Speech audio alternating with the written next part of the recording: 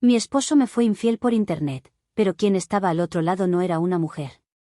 Siempre pensé que, si alguna vez mi matrimonio se rompía, sería por algo grande, concreto, algo que pudiera ver y tocar, un perfume extraño, una camisa manchada, una mentira mal contada, un mensaje borroso en el teléfono a las 2 de la mañana. Ya saben, lo típico. Lo que todos esperan cuando escuchan la palabra infidelidad. Jamás imaginé que lo que destruiría mi vida no sería un cuerpo ajeno, sino una pantalla, una conversación digital, un hola, escrito desde una cuenta sin foto que llegó en el momento exacto en que mi esposo estaba más vulnerable y más aburrido de lo que yo creía. Y lo que nunca imaginé fue que había una persona esperando pacientemente a que él cruzara un límite para comenzar a exprimirlo hasta dejarlo deshecho. Lo peor no fue la infidelidad. Lo peor fue enterarme de todo no por él, sino por el propio extorsionador. Pero estoy adelantando mucho. Retrocedamos. Mi esposo y yo siempre fuimos una pareja normal, no perfecta, no de película, pero funcional, teníamos nuestras rutinas, nuestras fricciones, nuestros silencios cómodos y otros que ocultaban cosas que ninguno de los dos quería discutir. Llevábamos 11 años juntos, y aunque a ratos la vida se sentía repetitiva, nunca pensé que esa repetición pudiera convertirse en la grieta exacta donde entraría alguien más. Todo empezó de forma tan absurda que ahora me da vergüenza admitirlo, con un juego en línea. Sí, un simple juego estúpido de celular que él descargó, para despejarse del trabajo. Un juego donde se podía hablar con otras personas. Mujeres, hombres, pero principalmente había avatares femeninos, voces suaves, frases coquetas que parecían prearmadas. Yo lo veía reírse a veces mientras respondía mensajes, y no le di importancia, pensé que eran bromas entre jugadores. Él nunca fue un hombre especialmente social en redes, así que jamás imaginé que ese sería el escenario de una conexión emocional tan tóxica. La primera vez que noté algo raro fue una noche en la que él se llevó el teléfono al baño. No por unos minutos, sino por casi una hora. Cuando salió, estaba nervioso, distraído, como si su mente estuviera en otro lugar. Me dio un beso en la frente, dijo que estaba cansado y se durmió de inmediato. Pero yo no dormí. Algo se había movido dentro de mí, una intuición profunda que me hacía sentir algo había pasado. Con las semanas, él comenzó a volverse casi obsesivo con su teléfono. Notificaciones constantes. Conversaciones silenciosas. Bloqueaba la pantalla cada vez que yo pasaba cerca. Y empezó a acostarse tarde, diciendo que tenía trabajo atrasado. Nunca supe que trabajo era sinónimo de videollamadas con una mujer que le decía exactamente lo que él quería escuchar. Yo no soy tonta. Sé reconocer cuando otra mujer entra a la vida de un hombre, aunque sea digitalmente, pero cuando lo confronté, él se enfureció. Dijo que estaba exagerando, que solo era una amiga del juego, que no había nada, que por qué desconfiaba de él después de tantos años. Me hizo sentir paranoica. Me hizo sentir culpable y estúpida. Y yo, como muchas esposas que quieren mantener la paz familiar, solté el tema para no pelear. Pero él no lo soltó, no soltó nada. Con el tiempo comenzó a volverse más distante. No físicamente, porque seguía durmiendo conmigo y sentado a mi lado en el sofá, pero emocionalmente estaba en otra parte. En algún chat, en alguna notificación, en algún mensaje que esperaba ocultar cuando yo entraba al cuarto. Su humor cambió. Su manera de hablarme cambió. Empezó a defender la privacidad de su teléfono, algo que jamás había mencionado antes. Hasta que un día, después de una discusión más fuerte de lo normal, él desapareció por horas. Dijo que había salido a caminar. Que necesitaba aire. Que estaba estresado. Creía que la distancia era culpa mía, que quizá estábamos entrando en una etapa difícil y que debíamos hablar. Sentía que algo enorme se acercaba, pero no sabía si era un desastre o una transformación. Me aferré a la idea de que él solo estaba confundido, de que necesitaba espacio. De que quizá estábamos en esa parte del matrimonio donde todo se siente plano, pero se puede recuperar. No tenía idea de que ya no había nada que recuperar. Esa misma noche, mientras él se duchaba, su teléfono vibró sobre la mesa de noche. Pensé ignorarlo, pero el nombre que apareció en la pantalla no era un nombre. Era un correo extraño. Una dirección incompleta. Y un mensaje previo visible. Última advertencia si no, sabes lo que sigue. Sentí un frío que me cortó la respiración. Mi primera reacción fue pensar que lo estaban amenazando por algo del trabajo. Pero cuando él salió de la ducha y vio que yo estaba cerca del teléfono, el terror en su rostro fue suficiente para entender que esa amenaza no tenía nada que ver con su empleo. Y tenía todo que ver conmigo. Fue el comienzo del final. Lo que descubrí después, la infidelidad digital, las fotos, los pagos, las promesas, las conversaciones, la manipulación, la extorsión creciente, no fue lo que más me destruyó. Lo que me destruyó fue saber que él lo ocultó hasta que ya no pudo más. Que no me dijo la verdad para salvar nuestro matrimonio, sino para salvarse a sí mismo. Y ni siquiera cuando confesó lo hizo por amor. Lo hizo porque el extorsionador ya le había escrito directamente a mí. Esa noche entendí que el engaño no siempre llega en forma de labios ajenos. A veces llega en notificaciones, en mensajes borrados, en pantallas que brillan en una habitación oscura. Y cuando explota, arrasa con todo. Actualización 1. Cuando publiqué la primera parte, varios me preguntaron si él finalmente habló conmigo esa noche. La respuesta es sí, pero no como un acto de honestidad o arrepentimiento. Más bien porque ya no tenía escapatoria. Lo voy a explicar desde el principio, porque jamás imaginé que un matrimonio pudiera desmoronarse tan rápido en cuestión de horas. Después de ver ese mensaje extraño en su teléfono, ese última advertencia, acompañado de una dirección incompleta que me heló la sangre, él salió del baño con la toalla en la cintura y una expresión que nunca había visto en 11 años de relación. No era miedo normal. Era pánico puro.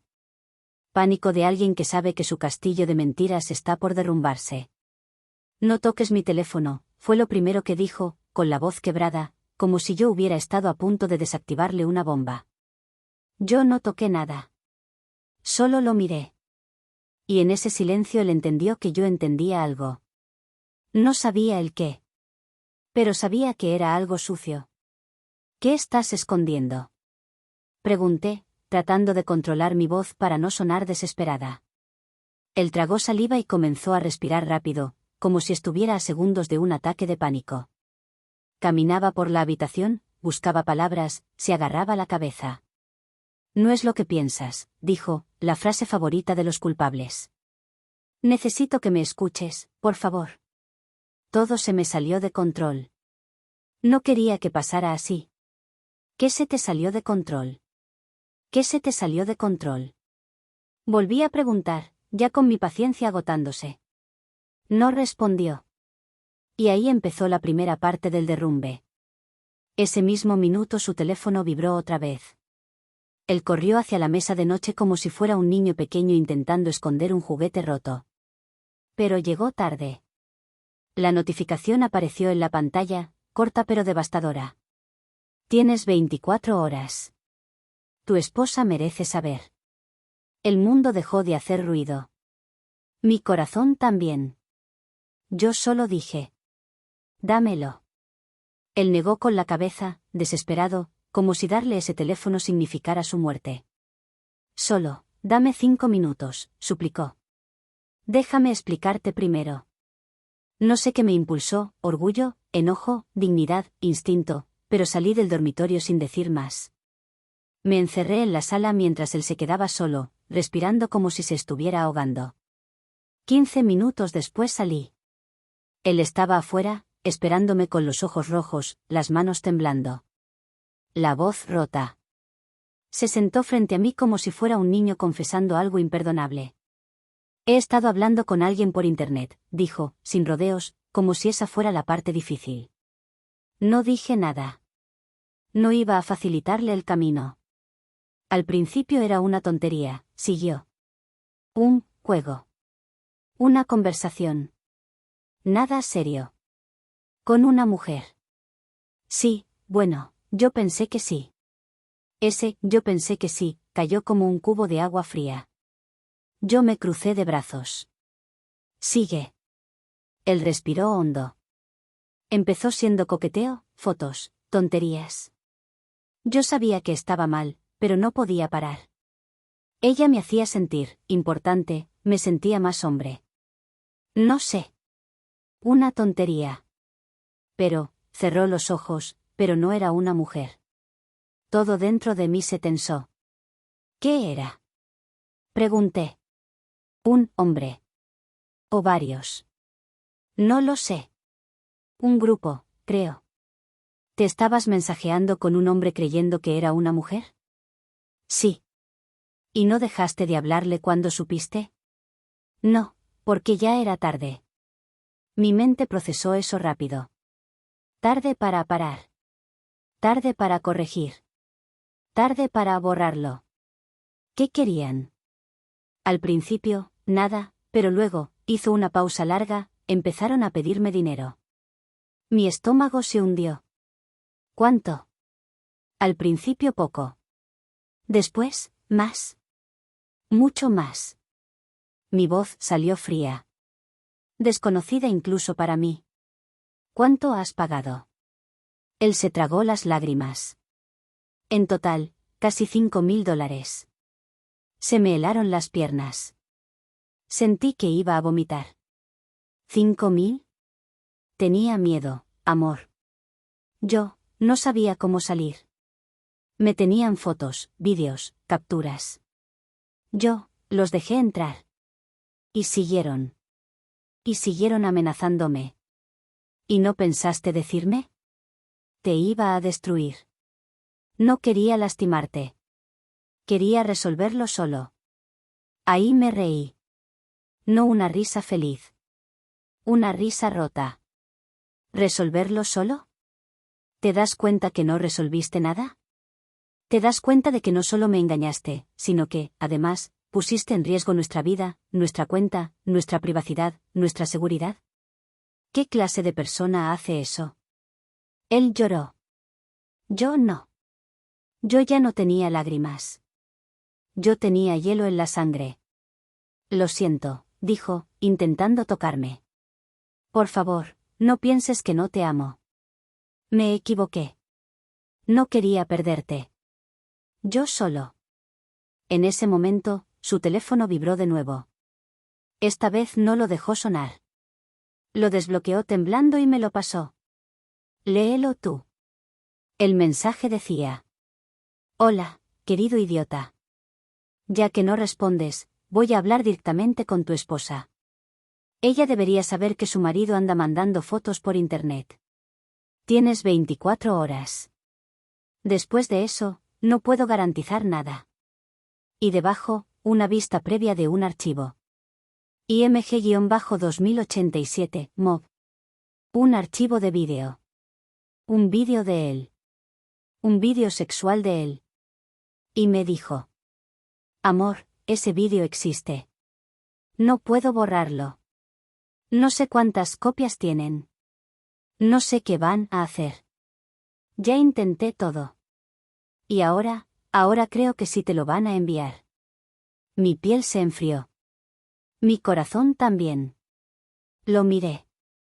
Y ahí lo entendí todo. No me vino a confesar porque era valiente.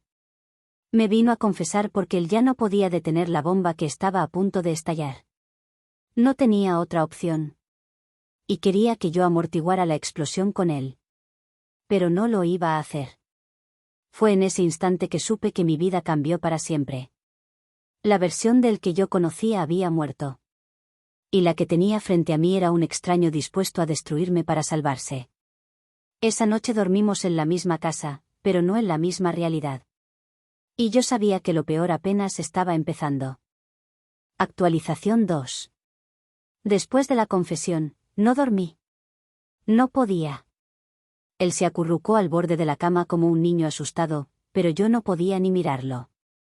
No sabía si sentía más repulsión, más tristeza o más miedo.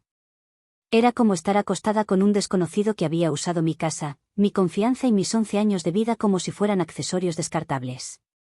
Él se quedó dormido del cansancio emocional, pero yo permanecí despierta, escuchando cada vibración de su teléfono, cada movimiento suyo, cada sonido de la casa, como si todo pudiera romperse en cualquier momento.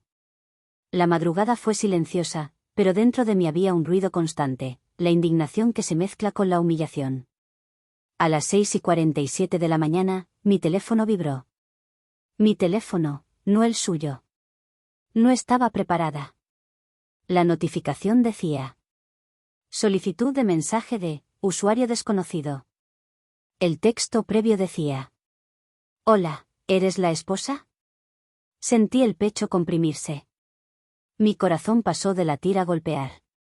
Deslicé para ver el mensaje completo. Lo que leí fue la confirmación de que mi vida había dejado de ser mía. El mensaje decía: Sé que esto va a ser difícil de leer, pero creo que mereces la verdad. Tu esposo ha estado enviando fotos y vídeos muy personales. Tengo todo archivado. No quiero hacerte daño, pero él no está cumpliendo lo acordado. Necesito que entiendas que esto no es un juego. Si él no responde hoy, tendré que compartirte el material. Y debajo, una miniatura borrosa de un vídeo. No lo abrí. No tuve que hacerlo. Mi esposo seguía durmiendo, ajeno a que la tragedia ya había cruzado la puerta sin pedir permiso. Me quedé ahí, con el celular en la mano, con la respiración cortada. Sentía que algo dentro de mí se había roto de forma irreversible. Me levanté despacio, salí del cuarto y me encerré en el baño. Ahí, en silencio, con la puerta cerrada, respondí. Mi mensaje fue: No quiero ver nada. No voy a negociar. Lo que sea que tengas, guárdalo. Esto ya no es problema mío. Hablaré con mi abogado. Lo envié y lo bloqueé. Me quedé mirando el espejo con los ojos llenos de una furia que nunca había sentido antes. Cuando salí del baño, él seguía dormido, pero al abrir mis datos móviles, el teléfono vibró 10 veces seguidas. Era él. El extorsionador no había perdido tiempo.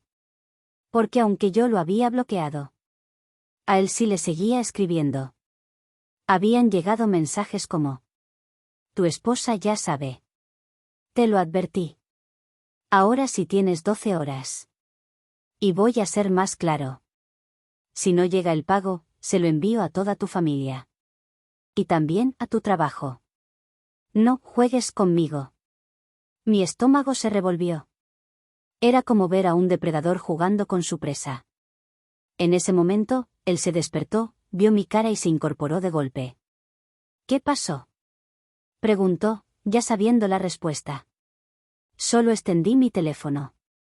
Te escribió y a mí también. Su rostro se vació por completo. Una expresión que nunca había visto. Pánico absoluto. ¿Qué te dijo? Todo lo que tú me ocultaste. Se tomó la cabeza entre las manos, como si el mundo se le estuviera derrumbando encima, y probablemente sí, pero ya no me conmovía. Ya no me activaba nada dentro, más que una ira silenciosa. Él hablaba, explicaba, lloraba, tartamudeaba, pero yo ya no estaba ahí emocionalmente. Yo ya había cruzado la línea de no retorno. Lo que siguió fue el verdadero estallido. Él empezó a insistir en que no podía dejarlo, que lo iban a arruinar, que lo iban a despedir, que todo iba a salir a la luz, que necesitaba que trabajáramos juntos en esto. Yo lo miré con un nivel de frialdad que jamás había mostrado. ¿Trabajar juntos? ¿Después de que engañaste a tu esposa con un desconocido? ¿Después de que enviaste vídeos sexuales? ¿Después de que usaste dinero de la casa para pagar extorsiones? ¿Después de que mentiste con todo esto? ¿Después de poner en riesgo mi vida, mi privacidad, mi dignidad? ¿Qué exactamente de todo eso se supone que es conjunto? Él cayó de rodillas. Literalmente de rodillas. Por favor, no me dejes solo en esto. No puedo con esto. No sé qué hacer. Te juro que si te vas, no sé qué me va a pasar. Ese fue el primer momento en que tuve un poco de miedo de él. No porque fuera violento, sino porque estaba emocionalmente inestable. Cuando una persona se ve acorralada, puede hacer cualquier cosa. Di un paso atrás. Le señalé el teléfono. Tú te metiste en esto, tú lo vas a resolver, yo no te voy a salvar de algo que tú mismo creaste. Él lloraba en el piso. Yo temblaba por dentro, pero por fuera me mantenía firme. Y justo cuando pensé que la mañana no podía empeorar, sucedió lo peor. Mi teléfono vibró otra vez. Una nueva notificación. No era un mensaje privado. Era un correo. Un correo enviado a mi dirección. El asunto decía: material privado de tu esposo, Prueba 1 de 3. El remitente era una cadena aleatoria. Lo abrí. Y ahí estaba. Un screenshot de su videollamada, con su cara. Un frame congelado. Innegable. Inconfundible. Indestructible como prueba. El extorsionador ya había comenzado a enviar cosas. Ya no eran amenazas. Era acción. Él vio mi cara y comenzó a gritar. ¿Qué pasó? ¿Qué pasó? ¿Qué te mandó? No respondí. Ni siquiera lloré. Solo le dije. Se acabó. Tengo muchas cosas más que contar. Porque esto no se detuvo ahí. Después de ese correo vinieron llamadas, más correos, amenazas nuevas, y un giro que cambió por completo el curso de mi decisión. Actualización 3. Después del correo con el screenshot, mi cuerpo entró en un estado extraño, estaba en una especie de entumecimiento emocional. Fue como si de pronto mi cerebro hubiera encontrado un interruptor interno que decía, protección activada. Yo sabía que la humillación era real. Yo sabía que ya no había forma de revertir nada. Y, sobre todo, sabía que él no iba a detener el desastre. Porque ya no era un problema técnico o financiero. Era un problema moral. Era un problema de quién era la persona con la que yo había vivido 11 años. A partir de ese momento actué como una mujer que está evacuando una casa en llamas. Llamé a mi hermana, le pedí que pasara a buscarme, tomé mis cosas personales básicas, guardé documentos importantes y me paré frente a él sin temblar. Me voy, le dije. Por favor, no hagas esto, respondió él, con una desesperación que ya no me movía nada. Ya lo hice. Agarré mi bolso. Pero justo cuando me dirigía a la puerta, él me detuvo. No físicamente. Con una frase que jamás pensé escucharle. Voy a pagar lo que pidan, dijo, con un tono frío, decidido, casi fanático. Voy a hacer lo que sea, no voy a permitir que destruyan mi vida, y si tú no quieres ayudarme, lo haré solo. Ese es el punto, respondí. No voy a hundirme contigo. No lo entiendes, continuó, respirando agitado. No puedo dejar que esto llegue a mi trabajo, no puedo dejar que esto llegue a mi familia. Si para detenerlo tengo que darles todo, lo haré. Supe en ese momento que él estaba cruzando una línea peligrosa. No por pagar. Sino porque vi en sus ojos algo que no había visto desde que empezó todo. Sumisión completa, obsesión, desesperación sin inteligencia. Él ya no estaba pensando como un hombre que quería arreglar algo.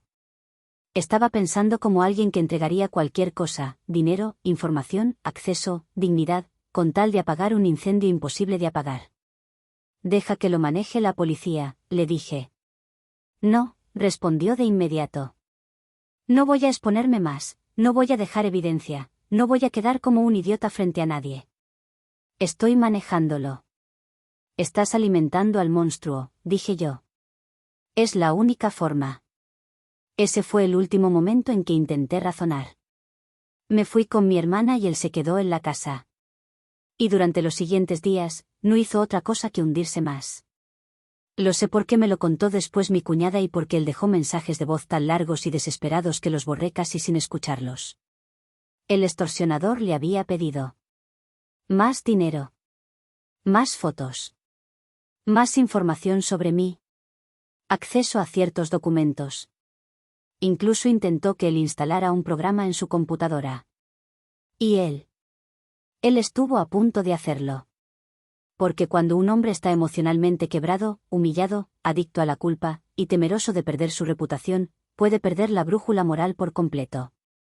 La línea final la cruzó cuando intentó pedirle dinero a su suegra, mi madre, sin decirle el motivo. Quería $5.000 más, le dijo que era urgente, que era, por un problema de trabajo. Cuando mi mamá me llamó para preguntar qué estaba pasando, se me cayó el alma. Lloró al teléfono porque no entendía, yo tampoco podía explicar, pero sí podía protegerla. Ahí supe que él ya no era un hombre desesperado, era un hombre peligroso. Un hombre capaz de hundir a cualquiera para salvarse a sí mismo. Al ver que no conseguía el dinero de mi madre, el extorsionador subió la apuesta. Empezó a escribir correos haciéndose pasar por él. Intentó entrar a sus redes. Intentó contactar a gente del trabajo. En medio de ese caos, él me llamó llorando. No puedo más, creo que voy a hacer una estupidez. Ese fue el último cordón que me quedaba con él. El miedo a que él se lastimara, llamé a su hermano, llamé a su madre. Llamé a 2 amigos suyos. Lo encontraron totalmente alterado, encerrado, con cortinas cerradas y con días sin dormir. No había comido. No había ido al trabajo. Tenía mensajes de extorsión abiertos por todo el celular. El hermano llamó a la policía, le confiscaron el teléfono, le hicieron un reporte. Le recomendaron terapia de emergencia. Por otro lado, yo no volví a la casa, pero sí hice algo que no pensé que tendría la fuerza de hacer. Llamé a un abogado y pedí el divorcio. Han pasado meses desde entonces. El extorsionador desapareció cuando intervino la policía. Nunca supimos si era uno o varios. Nunca se pudo rastrear exactamente de dónde venían las amenazas. Pero dejó de escribir al saber que el caso se estaba investigando formalmente. Mi esposo, o mejor dicho, mi exesposo, está en terapia. Perdió su trabajo por ausencias y por problemas personales que afectaban su rendimiento. Se mudó con su hermano, ha intentado disculparse 1000 veces. Pero ya no tengo nada que escuchar. El día que firmamos los documentos de divorcio, me dijo: no puedo creer que todo esto empezó por un juego. Y yo respondí: no empezó por un juego. Empezó por la primera mentira que te contaste a ti mismo. Que nada de eso importaba. Salí de esa oficina con una calma que no sentía desde antes de todo esto. Una calma fría, limpia, finalmente mía. Hoy vivo sola, mis cuentas son mías, mis contraseñas son mías, mi paz es mía. Y aunque todavía siento un nudo en el estómago cuando veo una notificación desconocida, ya no vivo esperando el próximo desastre. Mi vida ahora es simple. Silenciosa. Y aunque jamás se lo desearía a nadie. Agradezco que todo explotara. Porque si no hubiera pasado así, yo seguiría casada con un hombre que no sabía que era capaz de darme una puñalada por la espalda. Y ahora, mi libertad, mi claridad, mi nueva vida, valen más que cualquier matrimonio.